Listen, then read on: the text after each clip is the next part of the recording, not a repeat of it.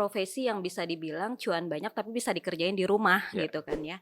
Sahabat Benante, ketemu lagi dengan saya Dani. Jadi kita hari ini kedatangan tamu yang berprofesi pokoknya cuannya gede gitu aja gitu ya. Karena podcast kita ngobrolin mengenai profesi, bisnis dan juga komunitas, tradisi, pokoknya orang-orang hebat itu semua kita undang. Jadi jangan lupa subscribe di YouTube kita, Instagram kita, TikTok kita. Pokoknya kalau kita keluarin subscribe aja deh. Nggak akan rugi pastinya. Nah, hari ini kita akan belajar tentang sebuah profesi yang dari luar itu tuh kesannya, ih orang aneh, kenapa sih mau jadi ikutan profesi itu? Tapi kalau sudah di dalam, dia balik lagi ngomong, ih orang aneh, profesi ini mah banyak cuannya, kenapa lu pada kagak mau dari dulu? Gua ajakin gitu. Oke, profesinya adalah agen asuransi. Narasumber kita adalah Ibu Susan Nuria SSI APT. Ya, Selamat siang, Bu. siang kok. Ya. SSI APT berarti Sarjana Sarjana Sains Apoteker. Apoteker. Katanya tadi kita ngomong agen asuransi. Kok bisa pindah kiblatnya? Pengen tahu, penasaran gue. Jadi pertama saya itu memang bukan tipe yang bisa betah duduk di belakang meja gitu ya. Itu pertama. Jadi waktu saya apoteker saya juga udah gelutin banyak bisnis lah, istilahnya begitu gitu. Nyambi. Kedua, waktu saya waktu saya ikut seminar psikolog anak, ada satu psikolog yang bilang tidak ada yang salah dengan ibu yang bekerja, tapi yang salah adalah meninggalkan anak. Dari situ nancep banget di pikiran saya. Oke.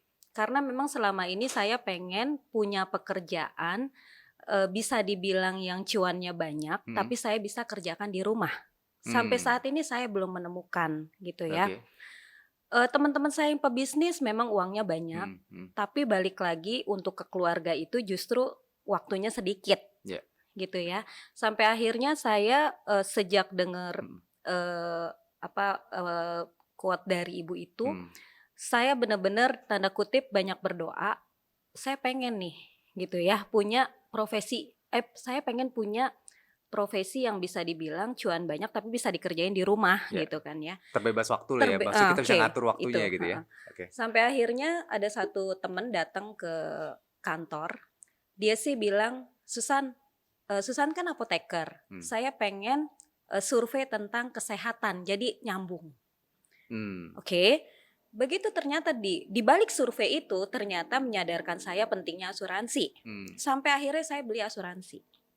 Begitu saya beli asuransi, teman itu bilang gini, Susan sekarang udah jadi nasabah nih, nasabah asuransi. Bisa loh untuk masuk jadi partner bisnis perusahaan asuransi ini, gitu. Cuman memang yang saya lihat dari teman saya ini, setiap datang ke kantor traktir. Jadi udah gitu dia berani nanya, mau ditraktir apa? Saya mana berani kok nanya begitu. Saya pribadi kalau ke kantor bawanya ransum gitu ya. Bekal di rumah ya. Bekal. Sementara dia berani gitu loh. Sampai akhirnya satu ketika saya mikirnya, oh berarti nih namanya dia berani traktir saya, berarti uangnya lebih nih. Dan dia itu menawarkan, ya udah pekerjaannya sama seperti dia sebagai partner bisnis perusahaan asuransi. Walhasil saya diundang acara presentasi bisnis perusahaan asuransi. Ya udah, ternyata di sana saya benar-benar ngelihat orang testimoni dan itu mindset saya berubah. Yang tadinya saya mikir agen asuransi apa sih kerjanya begitu doang gitu loh. Oh ternyata di sana ada bisnisnya dan saya lihat yang terjun ke sana bukan pengangguran.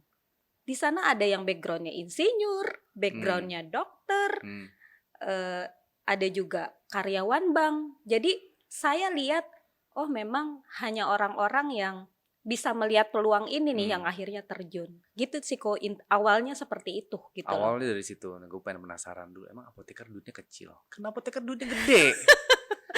Nah, Iya jadi dong, apoteker kan dalam satu apotek cuma boleh ada satu, bener nggak? Iya kan?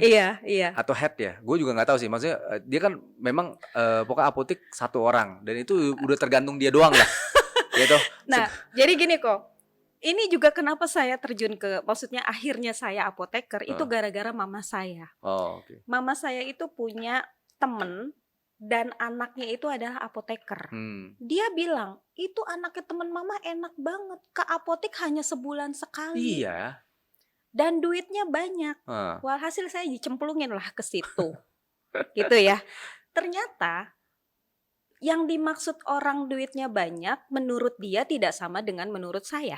Kurang. Ya, orang bilang gaji saya gede, tapi tidak menurut saya. Oh, oke. Karena apa? Saya memang kasih anak-anak semua yang tanda kutip berkualitas, Mhm. gitu. Namanya berkualitas, Harus dapat biayanya ya. besar dong.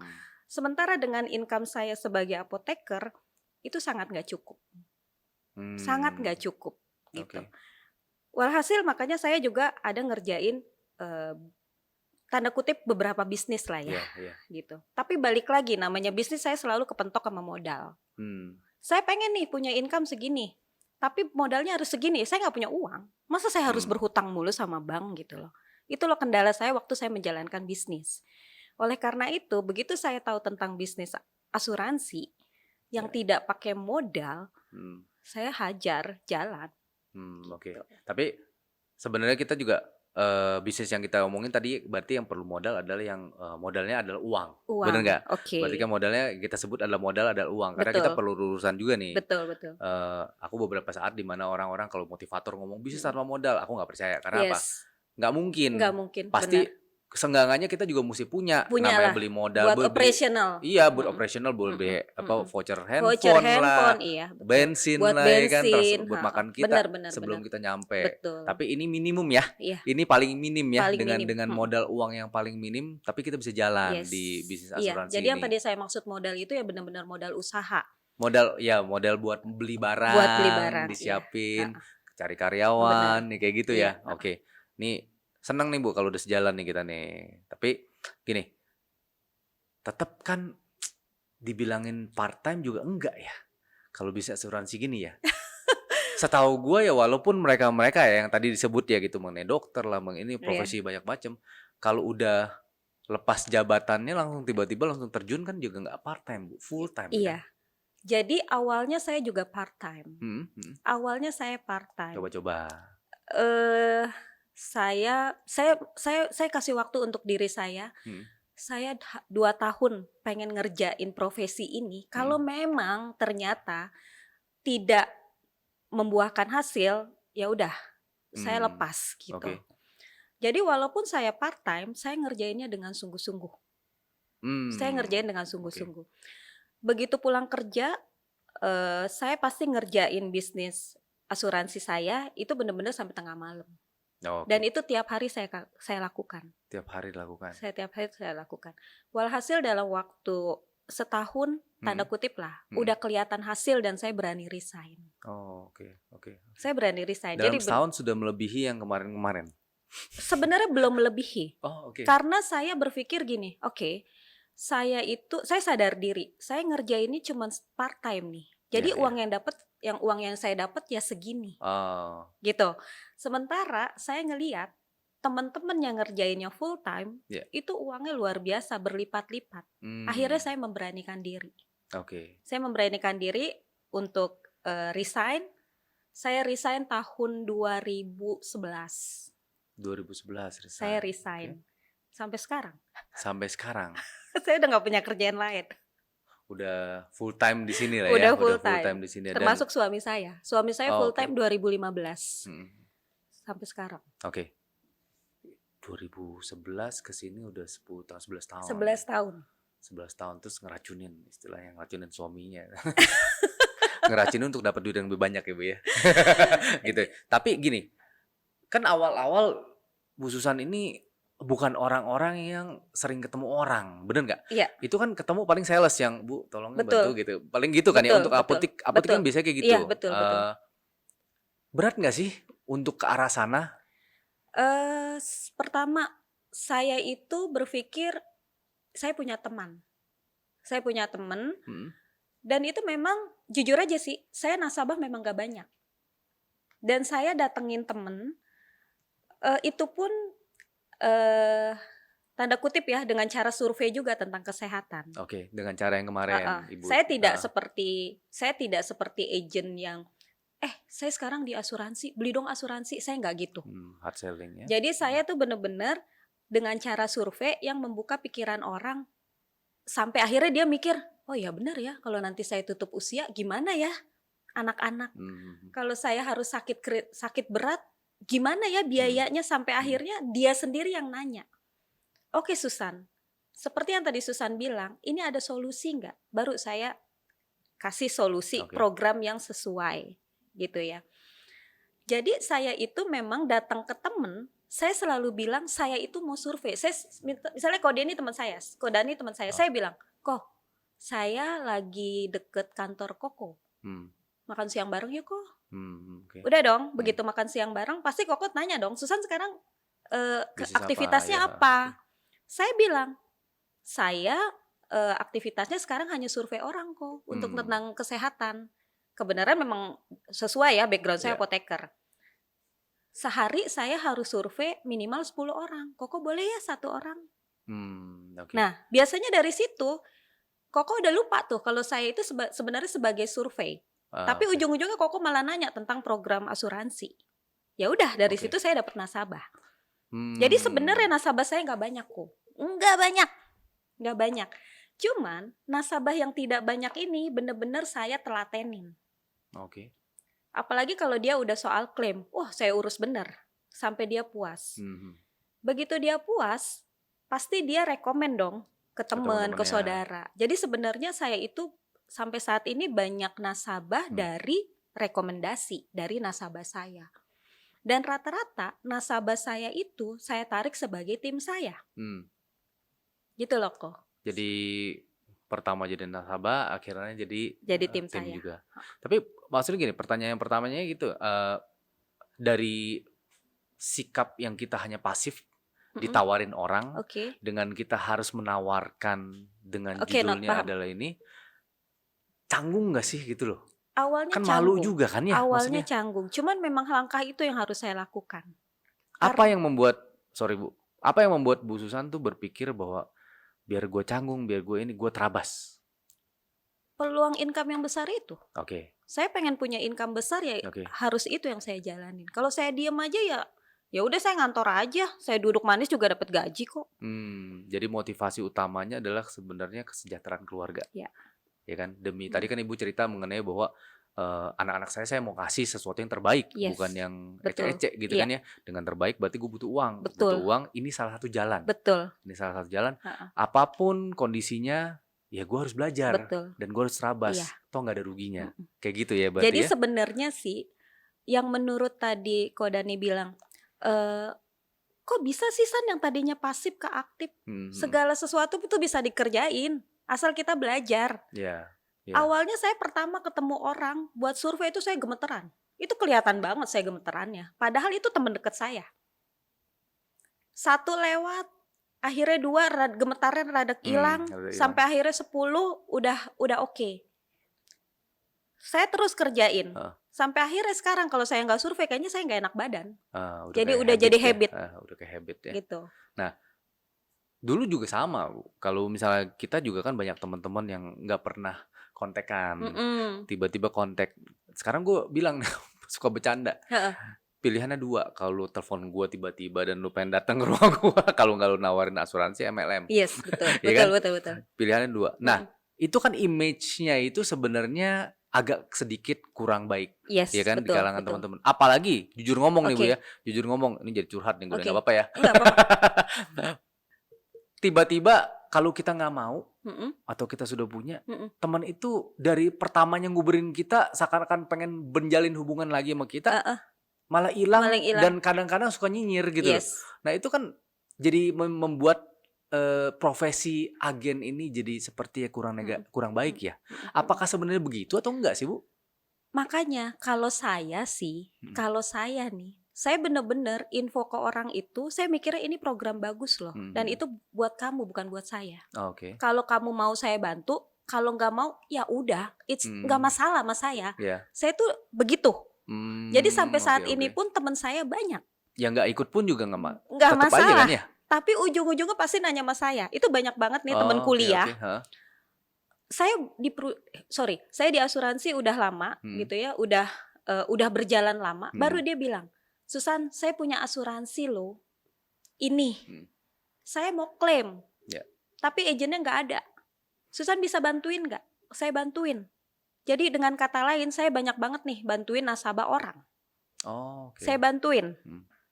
Begitu saya bantuin, ya udah dari situ mengalir aja. Nanti dia ujung-ujungnya, Susan, ini ada kakak saya mau ikut, ini ada teman saya mau ikut. Jadi kalau saya tuh begitu, saya datang ke orang, saya infoin program bagus, orang itu mau ambil saya bantu, nggak mau ya udah, nggak masalah sama saya, nggak ada efek sama saya. Jadi yang saya bener-bener pede, ini program bagus, ini program bagus banget loh. Saya mau kasih lu duit nih. Kalau lu nggak mau ya udah, masih banyak yang mau gue kasih. Saya begitu doang. Tapi hubungan pertemanan mah nggak ada urusan. Nggak masalah, gitu ya. nggak masalah. Toh kita juga butuh temen ya, gitu ya. Nggak masalah. Sampai saat ini teman-teman tuh suka, justru banyak yang bilang, kok lu kemarin ketemu gue nggak nawarin sih? Saya bilang, saya ngapain nawarin? Maksudnya di sosmed saya udah branding. Saya ini pekerjaannya adalah sebagai agen asuransi. Dan setiap klaim juga saya pasti share. Nah mereka baca. Kalaupun memang mereka butuh saya, mereka pasti nyari saya. Jadi ini Gitu. udah bukan lagi kita nawarin diri kita lagi ya, Bukan. biar mereka melihat hasilnya Iya. dan apa yang gue sudah lakukan ke orang-orang lain yang Betul. bukan temen gue juga gue bantuin gitu kan. Nah Betul. lu gimana gitu Betul. ya kan? Saya tuh nggak pernah. Jadi saya tuh semuanya kayak misalnya nih, ada orang lain udah saya bantu, saya cuman, Susan makasih ya. Sampai dia bilang, Susan mau minta nomor rekening, saya nggak mau kasih. Saya cuman bilang gini, minta tolong ya Mbak, ini aja tulis di sosmed, tolong hashtag saya.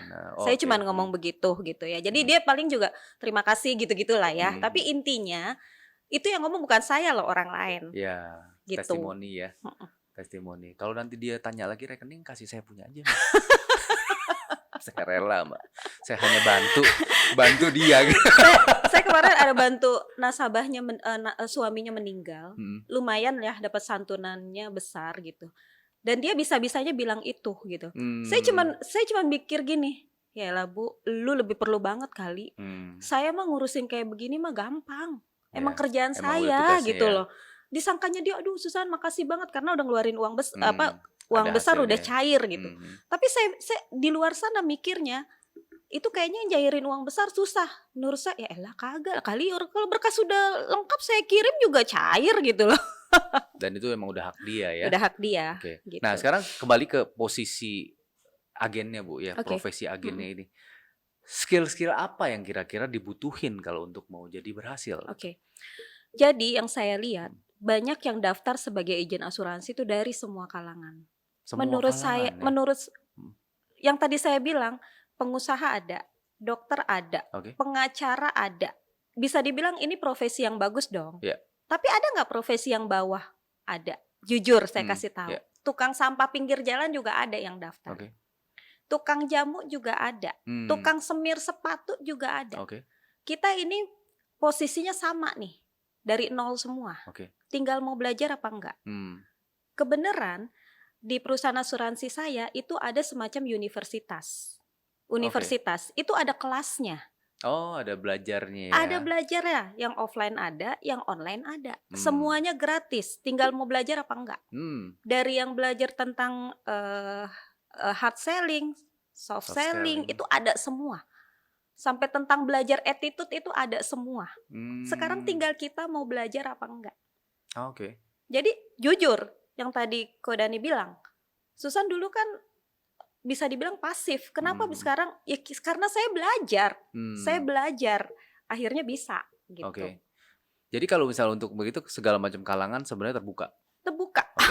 Tapi satu yang saya mesti lihat ya, saya bisa lihat berarti kayak tadi Bu Susan bilang di awal gue mah kenalin ke teman gue gitu kan. Mm-mm, Berarti mm-mm. berarti yang temennya banyak di awal itu sebenarnya kemungkinannya juga lebih lebih gede ya untuk Pasti ini ya. peluangnya lebih gede. Oke. Tapi kalau misalnya sudah nggak ada teman yang ditawarin, toh Oke. orang akan habis juga Bu. Sebanyak-banyaknya teman dia kan pasti akan Oke. habis gitu kan ya. Nah, jujur ya, teman Hmm, saya tuh banyak. Oke. Dan sampai sekarang juga banyak gak yang gak ikut sama Susan? Banyak banget. Hmm. Balik lagi, kalau saya sekarang udah zaman sosmed dong. Dia udah tahu saya Oke. siapa Heeh. gitu. Tapi ini kan zaman sekarang, zaman yang dulu nggak ada dong Iya, sosmed-sosmedan. iya, iya, Waktu iya. pertama kali saya gabung Heeh. nggak ada sosmed-sosmedan. Apa Ya. yang saya lakukan adalah saya itu suka menantang diri gitu. Padahal Hmm. sih saya kalau mau ke rumah teman mah gampang, teman saya banyak. Tapi Hmm. saya mau menantang diri, artinya banyak nih orang-orang yang gabung sebagai profesi ini, dia itu sama sekali nggak punya teman karena rantauan. Oke. Nah itu dia melakukannya gimana? Dia dengan cara canvassing di ruko-ruko, Oh, oke. di Hmm. pasar-pasar. Kalau saya kan survei ke teman-teman saya, Iya. kalau mereka survei ke pedagang-pedagang. Oh, ke Jadi pedagang-pedagang. sebenarnya mereka buka pasar. Brand new ya. Brand Orang new, yang brand benar-benar new, nggak brand new. dikenal sama sekali Iya, gitu ya. brand new. Saya punya temen kok. Dia itu rantauan dari Pontianak. Oke. Tapi di sini sukses banget. Ya Hmm. caranya itu. Dia ke pasar-pasar, dia bilang semua ITC udah saya masukin. Kebayang, semua ITC udah saya masukin dan saya itu udah survei tuh semua pedagang. Oh, Gitu. Jadi intinya apa? Buka market. buka market. Kalau saya pribadi pernah, saya cuma menantang diri, saya berani nggak turun ke lapangan. Hmm. Ternyata saya pernah. Dapat nggak nasabah? Dapat. Oh, dapat juga Saya ya. pernah ke pasar-pasar tradisional, dapat Hmm. nggak? Dapat. Cuman jujur saya nggak nyaman. Karena apa? Saya harus basa-basi dulu. Kalau teman saya kan tahu, iya si Susan kayak beginilah orangnya gitu. Hmm. Jujur Bener. kalau saya nggak nyaman gitu loh, karena kadang orangnya lagi sibuk gitu Ya. kan. Tapi pernah nggak saya lakukan? Pernah. Oke. Berarti juga sebenarnya kalau dari awal networking banyak itu sebuah modal juga ya. Iya, Untuk betul, sebuah betul. modal untuk Mm-mm. kita tuh memang berhasil. Sebenarnya bukan cuma bisnis asuransi sih. Semua. Di bisnis manapun ya, karena networking itu udah Networking paling keren penting. banget. Makanya sosmed kan Iya, karena betul, itu betul, gitu betul, kan ya. betul. Tapi kalau misalnya nggak punya pun Mm-mm. tetap ada cara lain. Ada Bener nggak ya? caranya dan itu semua diajarin. Semua diajarin. Semua diajarin. Pernah saya waktu itu ikut pelatihan. Ya. Itu bener-bener bener-bener ya, maksudnya ini atribut kita dilepas nih semua. Handphone, pokoknya bener-bener kita polos, seolah-olah tanda kutip gini loh. Saya datang ke orang dan orang memang melihat gimana ya, punten. Maksudnya gini, kalau kita terlihat mewah kayaknya ngapain sih nih orang survei-survei kayak begitu loh. Oke. Jadi waktu itu saya dilepas di daerah Cibodas, Oke. kalau nggak salah ya. Hmm. Itu ada coach saya benar-benar ngelepas semua perhiasan, pokoknya kayak gitu-gitulah. Handphone juga nggak boleh bawa dan saya disuruh turun langsung untuk survei pedagang-pedagang di Cibodas. Gitu. Cibodas Puncak atau Cibodas Pasar? Puncak. Cibodas Puncak. Iya, di Puncak. Oke. Dan itu iya udah. Bener-bener ya kita harus langsung praktek. Dan itu kalau misalnya kita nggak dapat data, kita nggak bisa pulang ke hotel. Oh, mesti berapa itu kan, waktu itu datanya? Waktu itu saya harus dapat data 5. Oke. Harus dapat data 5. Dalam waktu? Dalam waktu dikasih 2 jam. Oke. Bagi yang belum pernah sama sekali itu udah deg-degan. Wah, itu saya waktu Iya. termasuk yang awal-awal. Mau kencing ya mau kencing, kayaknya mau kabur gitu, sampai waktu itu sempat gila ya kerja begini banget, saya jujur sempat mau mundur. Tapi saya ingat lagi peluangnya. Ah udahlah. Di sini hajar nih peluangnya oke banget gitu, memang saya harus hadapin gitu loh. Jadi memang awalnya paling berat itu adalah memenangkan mental mengarahkan diri sendiri gitu, mengalahkan diri sendiri. Itu paling berat itu ya. paling berat. Tapi kenyataannya sih udah sih sebentar doang. Kadang tuh udah dapat duitnya udah beda. udah lupa ditolak, Iya. udah lupa diapa-apain, udah lupa gitu. Tapi pernah ngalamin penolakan yang teringat terngiang-ngiang selain di pasar ini, ada lagi? Ada apa yang antik? Penolakan sih biasa aja. Waktu itu ada satu ibu-ibu, dia memasukkan anaknya Down syndrome. Oke. Mau ikut asuransi. Namanya Down syndrome pasti untuk masuk itu nggak gampang. Ada Oh, step yang harus dilewatin. oke. Salah satunya adalah harus medical dan itu harus ke rumah sakit. Mhm. Jadi ibu kebenaran Down syndrome-nya ini udah tanda kutip udah gede lah ya, udah mungkin udah 15 tahun lah. Jadi si ibu, "Ya udah Mbak Susan bawa aja dia ke rumah Mhm. sakit." Oke, saya bawa ke rumah sakit. Ternyata anak Down syndrome ini waktu sebelum saya bawa ke rumah sakit, itu dia udah ditakut-takutin sama kakaknya. Dibilang saya ini adalah dokter rumah sakit jiwa. Jadi nih anak ini Kok gitu ya? taunya Susan Heeh. ini adalah dokter rumah sakit jiwa. Setiap saya datang saya diludahin, kebayang diludahin. Saya cuma mikirnya begini, ya elah udahlah sama bocah ini gitu. Geli nggak? Geli. Tapi ya udahlah, saya niatnya cuma mau bantuin nih anak Iya, heeh gitu. heeh. Karena si ibu bilang, nih anak suka melakukan hal yang aneh-aneh.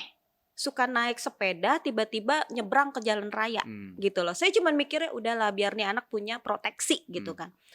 Sebenarnya pengen loh saya tinggal, karena apa, kalau dipikir-pikir dia ngambil premi juga nggak gede, saya bisa mhm, ngitung dong komisi saya berapa gitu. mhm, Cuman ya udahlah ini satu tantangan buat saya gitu kan. mhm.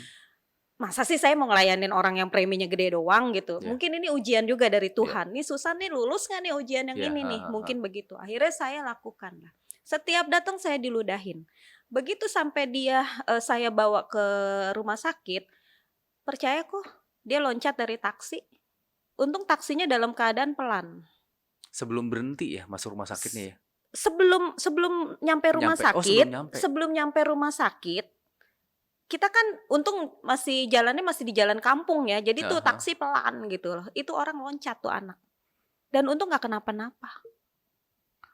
Aduh, coba kalau kenapa-napa, Mmm, sampai akhirnya saya bujuk, saya bilang, "Saya bukan dokter, saya temen kamu," mhm gitu kan. mhm. Udah dia masuk lagi, diludahin lagi saya gitu. Sampai akhirnya ketemu sama, sama dokter, dokter apa ya waktu itu, psikolog juga kali ya. Mmm. Ketemu di sana udah beres udah segala macam dicek, udah kita pulang lagi. Dan saya amazing-nya beberapa teman bilang gini, "Susan, itu orang anak Down syndrome nggak akan diterima." Tapi saya nih orangnya penasaran, kalau memang tim dokter sorry punten, kalau Heeh, tim dokter asuransi itu belum memutuskan, saya itu penasaran ya. penasaran. Namanya tujuannya pengen bantu ya? Tujuannya saya Iya, bantu, heeh kalau heeh. dipikir-pikir komisi kecil banget Iya gitu. iya, kalau ini ya Iya, lebih ke arah bantu iya ya? saya mungkin ini Mhm. satu ujian juga dari Tuhan, "Ini Susan bener-bener nggak sih?" Gitu. Ya udah sampai akhirnya dan amazing-nya diterima Oh, oke. sebagai nasabah. Umur 15 tahun? 15 tahun Down Oke, syndrome diterima, itu luar biasa. luar biasa ya. Sementara teman-teman saya yang lain, "Hah, saya nggak terima Susan." Ya nggak tahu, saya diterima nasabah saya, Nice. gitu. Tapi kalau udah berbuah sampai hari itu, ya udah tiba-tiba semuanya udah lupa ya? Iya. Karena memang tujuan Iya, ngebantunya juga jadi segala sesuatu yang menurut saya ya semua pekerjaan tuh pasti banyak yang gak enaknya, ada yang gak mmm, enaknya. Tapi itu akan hilang begitu, eee, kita merasa bantuin iya, orang gitu. mmm, Ya klaim dibayar, saya pernah punya nasabah itu kanker biayanya hampir 2 miliar, kebayang mmm, nggak sih? iya iya Gitu. makanya. Jadi sampai akhirnya dia sembuh total ya, kadang saya suka, "Ya Allah saya siapa ya?" Maksudnya begitu sampai bisa gitu ya, bantu ini nasabah sampai sembuh, Mhm, lalu ini nasabah kan udah nggak kerja nih, tapi santunan kondisi kritisnya cair itu cair. miliaran juga dan itu sampai sekarang akhirnya bisa untuk biaya hidup di rumah. Mmm, Karena buat sehari-hari nasabah mereka. saya walaupun, tanda kutip "sembuh" tapi sudah tidak produktif seperti dulu. Iya, Dan itu dia bilang, "Susan, ya uang santunan ini yang bikin saya bisa tetap bisa menafkahi keluarga." Dari situ saya suka, aduh saya siapa sebenarnya tapi kok bisa sampai bantu segitu gitu. Itu sih kok yang akhirnya sampai sekarang ya udah saya jalan aja. nah sekarang kita ngomong cuannya. Oke, Itu komisinya sebenarnya dari per transaksi atau kayak royalti per bulan dapat atau gimana sih sebenarnya kalau jadi gini, waktu mhm. agent itu komisinya 30% tiap dia bayar premi. Oh jadi setahun sekali atau per bulan itu Kalau dia bayarnya terserah? per bulan, kita Heeh? komisinya per bulan. Oh oke, Itu pokoknya untuk produk yang 30%. unit link. Tapi untuk yang Ini produk kesehatan ya berarti ya? kesehatan, kesehatan, jiwa, sakit kritis, pokoknya program unit link Ya, itu oke. komisinya 30% Oh, oke. setiap dari porsi asuransi. Berapapun yang dia. Jadi kan kalau mhm. unit link itu adalah program asuransi, ada 2 yang dibayar, asuransi dan investasi. Oke. Contoh, misalnya ikut iuran yang 1 juta. Ya. 600.000 asuransi, 400.000 invest. Ya. Komisinya dari yang 600.000 ini 600.000. Oke. 30%. 30% Berarti berapa? dari itu. 180.000. Oke. Dibayar selama 2 tahun. Selama 30% mereka bayar. bayar terus, bayar premi. Tapi kalau mereka cut, Ya enggak, itu udah enggak ya? berhenti. Oke. Berarti Gitu. kalau misalnya orang yang bayar per tahun pun juga sama ya Sama. hitungannya ya. Jadi Sama. dibayarnya situ. Lalu pada saat berjenjang juga sama ya? Atau ada insentif lain? Kayak misalnya udah mendapatkan sesuatu prestasi gitu. Oke. Jadi kebenaran jenjang karirnya gini. Agent, manajer junior, Manajer junior, manajer senior. manajer senior. Oke. Ya. Jadi saya itu yang tadi saya bilang. Begitu saya dapat nasabah, saya selalu tawarkan nasabah saya mau gabung nggak jadi partner bisnis perusahaan asuransi ini. Keuntungannya apa, Mbak? Keuntungannya kan kamu udah tahu nih program ini bagus. Kamu kan suka info nih ke teman sama saudara. Ya. Dibanding jadi nasabah saya yang dapat komisi, mendingan kamu yang dapat komisi buat bayar polis. Oke. Ya kan? Ya, buat bayar polis. Jadi saya selalu bilang sama nasabah, oke, jadi partner. Begitu juga kalau dia udah oke, saya bilang, begitu gabung jadi partner, ini ada 2 nih, mau jadi agent aja atau menjadi pebisnis. Oke. Pasti dia nanya dong, bedanya apa, Mbak? Oke, kalau jadi agent aja, ya udah dapat komisi dari nasabah, setiap nasabah bayar. Tapi kalau udah jadi pebisnis, contoh nih, kamu ini adalah tim saya nih. Contoh, kamu misalnya udah punya penghasilan misalnya nih 5 juta. 5 juta. Saya dapat loh. Kalau saya sebagai manajer junior, saya dapat 45% dari tim saya. Kalau dia 5 juta, 45%-nya berapa?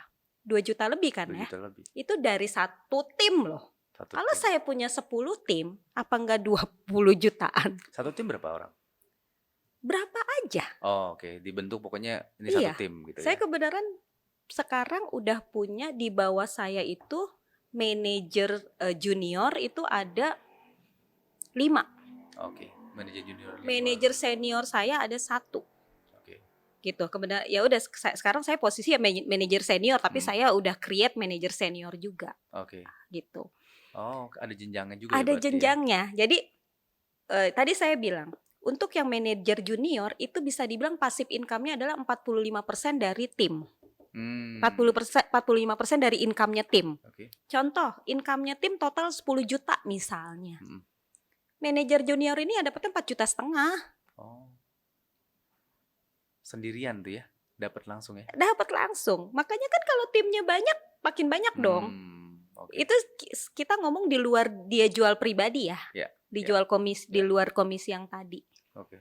Nah, kalau udah manajer senior kayak saya itu dapatnya 70%. Oh, contoh, total. Tim saya contoh nih. Tim saya total misalnya penghasilannya tim saya ya yang posisinya masih agent, total penghasilannya misalnya kalau digabungin semua dari tim saya itu 50 juta per bulan. Okay. Saya dapat 70%-nya. 35%. Kenapa saya dibayar mahal? Karena saya membimbing anak-anak ini dong. Untuk berhasil ya. Untuk berhasil. Tapi mereka berarti individual kalau jadi agen dapat 30%. Lalu pada saat masuk jadi 1 tim, total itu dapat 45%. Total dari mereka. Iya, beberapa. Total dari mereka ini yang dapat 45% itu adalah si manajer juniornya. Tapi itu hitungannya dari omset komisi. Oh, okay. Yang tadi saya bilang. Contoh yang tadi saya bilang. Iurannya atau preminya 1 juta per bulan. 600.000 asuransi, 400.000 invest. Komisi ini agent kan 630%-nya. dari 600.000. Oke, berarti 180.000, Ya. tapi dari satu nasabah loh. Oke, satu nasabah. Tadi saya bilang, misalnya tim saya ini total komisinya dalam sebulan misalnya 10 juta Oke. misalnya. Total ya, Ya, 10 total. juta. Si manajer junior, anggap saya manajer junior nih. Saya dapatnya 45% dari 10 juta. Dari 10 juta. Tapi Berarti 10 juta itu berasal dari 180.000 atau dari yang 1 juta? dari yang 180.000. Oh, oke. Jadi total dari komisinya. Komisi. Tapi itu Total komisi ya, bukan total premi. ya, oke. Total Berarti komisi. total komisinya itu dipotong lagi 45%, agentnya nggak terima segitu, nggak terima 30%, bukan? Udah, tetap Oh, tetap. diterima. Oke. Jadi berjenjang lagi di Berjenjang, dalamnya dan itu ha-ha. perusahaan yang nanggung. Ya, perusahaan yang Perusahaan nanggung. asuransi bukan Jadi dari komisi agent sama Oke. sekali tidak dipotong. Oke, Dia tetap perhitungannya dapat seperti itu 30%. aja.